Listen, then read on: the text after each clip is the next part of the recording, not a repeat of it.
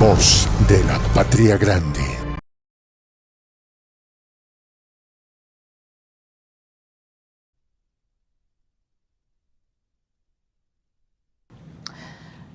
Nayib Bukele triunfó en las elecciones de El Salvador con un margen tan abismal que confirma lo que es. Un hombre que llegó al poder por la vía democrática, pero que torció todas las reglas hasta capturar al poder legislativo y a la corte. Desapareció a la oposición. Y todo porque logró de forma absolutamente cuestionable, devolverle la seguridad a la gente.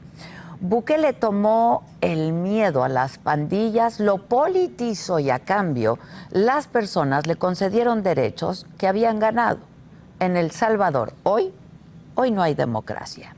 Bukele se vendió como un político outsider, de fuera, aunque en realidad nunca lo fue, porque la empresa de su familia estaba ya vinculada con el Frente Farabundo Martí para la Liberación Nacional, o el FMLN, como lo llaman y lo conocen en El Salvador y en el mundo. Y tras haber sido alcalde de Nuevo Cuscatlán y también de San Salvador, terminó haciendo todo lo posible por ser expulsado de ese partido cuando le negaron ser candidato presidencial.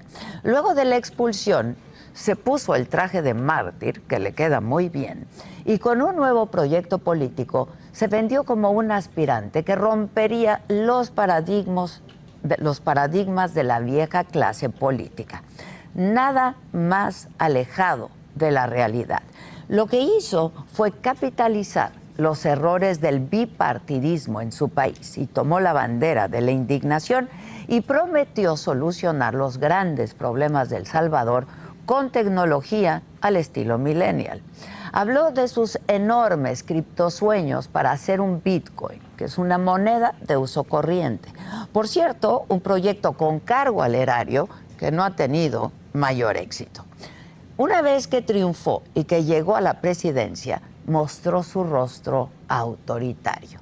Entró en febrero del 2020 con militares armados al Congreso exigiendo que le dieran 109 millones de dólares para poner en marcha un plan de seguridad del que solo él conocía los detalles. Recién iniciada la pandemia, fue aplaudido por declarar en cuarentena al país y dar apoyos de $300, pero también por detener a cualquier ciudadano que no respetara las restricciones de movilidad. Ya entonces demostraba su mano dura, ese comportamiento paternalista, diciendo que la medicina para corregir el rumbo del país sería amarga. Y en efecto, Bukele tiene a El Salvador en estado de excepción. Desde el 27 de marzo del 2022, algo que no sucedía desde que acabó la Guerra Civil en 1992.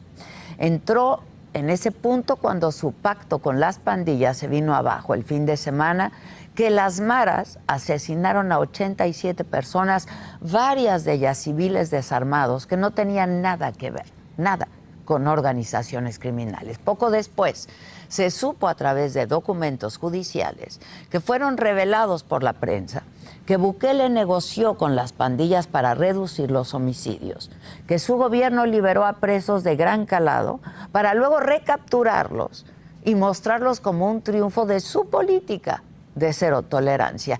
Incluso la semana pasada se supo que Bukele estuvo dispuesto a pagar $1 millón al cártel Jalisco Nueva Generación para que secuestrara al líder de la Mara Salvatrucha y lo entregara al gobierno. Con el poder y con las elecciones intermedias, Bukele capturó al Congreso y a la Sala Constitucional de la Corte Suprema y los convirtió en correas de transmisión de su poder. Consiguió reelegirse por una interpretación muy torcida de la ley e hizo campaña a través del miedo, de decirle a la gente que sin él en el poder volverían las maras a las calles, porque así de frágil es lo que presume como un logro. Al frente de El Salvador, Bukele ha encarcelado a más de 70,000 personas en 2 años. En las prisiones han sido asesinadas 185 personas que estaban bajo custodia del Estado, de acuerdo con la organización Cristosal. Alrededor del mundo, ONGs y activistas han señalado graves violaciones de derechos humanos, detenciones arbitrarias, ausencia de garantías en los juicios y que a pesar del montón de detenciones, hay muy pocas sentencias. En El Salvador, bajo el régimen de excepción de Bukele, se encarcela a quien sea, porque no existe presunción de inocencia, porque militares llegan a las casas a sacar gente para detenerla. Eso es vivir en un régimen de excepción. Bukele es incapaz de presumir otra cosa que no sea atestar las cárceles de personas sin importar si son culpables o no. Mientras la tasa de pobreza en El Salvador sigue siendo una de las más altas de América Latina, alcanzando un 28.4%. Hoy, 1.8 millones de salvadoreños se van a ir a dormir en la pobreza extrema, según datos del Banco Mundial. Las principales agencias calificadoras como Moody's y Fitch Ratings han advertido que El Salvador va a entrar en impago por haber convertido el Bitcoin en una moneda legal. Bukele no tiene nuevas ideas, como llamó a su partido político. Lo que tiene son ideas autoritarias, miedo a la libertad de prensa, terror a la crítica, pavor de que caiga el telón sobre él y se descubra que en realidad es un farsante.